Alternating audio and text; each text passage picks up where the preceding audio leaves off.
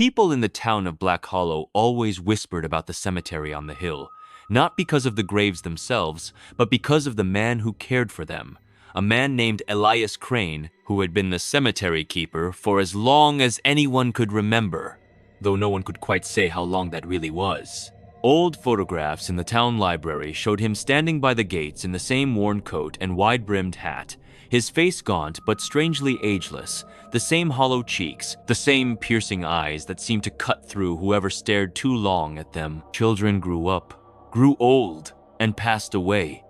Yet Elias looked the same as he always had, a shadow by the crooked tombstones, a figure moving with silent steps among the dead. On the night that Daniel Harker first encountered him, the sky was bruised with a heavy storm, and the graveyard gates were trembling against the wind. Daniel was 25, a skeptic, the kind of man who laughed at ghost stories, who took pride in scoffing at tales the townsfolk traded about the strange keeper. He had been dared by friends to walk through the cemetery after midnight, to prove there was nothing to be afraid of.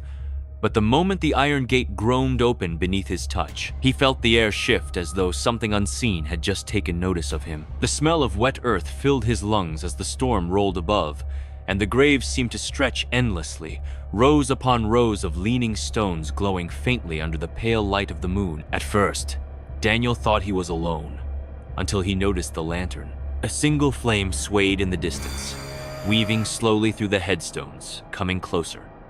His heart quickened, though he could not say why.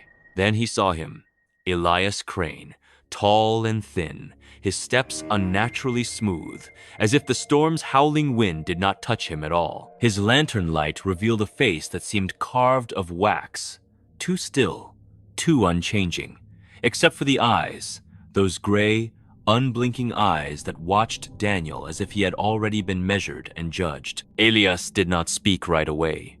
He only stopped at a few paces, his lantern swaying gently, casting long, skeletal shadows on the stones behind him. Finally, his voice came, dry as brittle leaves. "You should not be here." The words were not shouted, not even stern, but they carried a weight that pressed on Daniel's chest, a pressure that made him want to turn back, though pride held him still. He forced a laugh, though it sounded wrong in his own ears. "It's just a graveyard. You're the keeper, right? I've heard about you." Elias tilted his head, the faintest crease at the corner of his mouth. Not a smile, but something colder. "You've heard lies. People make stories when they do not understand." His voice was low, even, but it carried perfectly through the storm. Daniel tried to steady his nerves. "So how long have you been working here?" The lantern shifted slightly, and Elias whispered, "Long enough to know who belongs among the dead and who does not." The silence that followed seemed to drink in the thunder.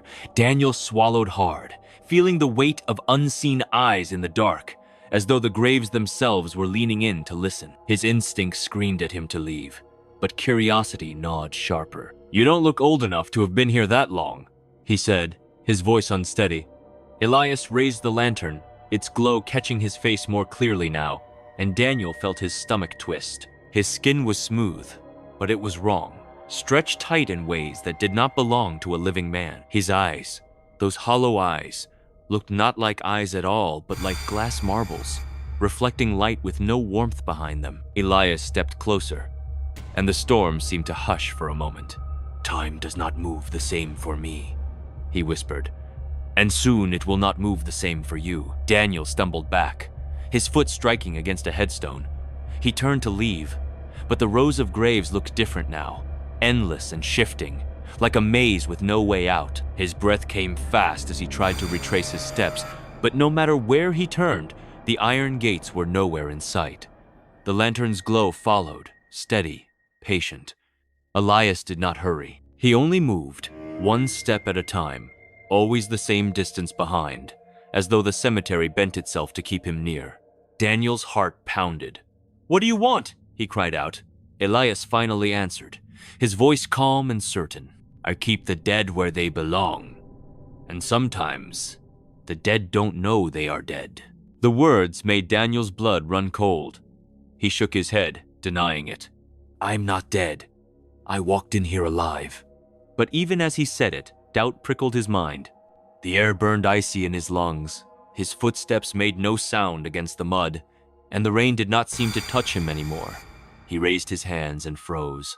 His skin looked pale, almost translucent under the moonlight, and his breath did not mist in the cold air. Panic gripped him, but Elias only watched, patient, eternal, his lantern's flame unchanging in the storm. Daniel screamed and ran, stumbling past graves that seemed to whisper his name, past statues whose stone eyes followed him, past mausoleums that groaned as though something inside stirred. He saw a light ahead, brighter than the lantern, and hope surged, but when he reached it, he saw his own name carved on a fresh headstone, the letters sharp, the earth below still soft as if newly dug. His knees buckled as he fell before it, his throat tight with terror. He clawed at the soil, desperate to prove it false.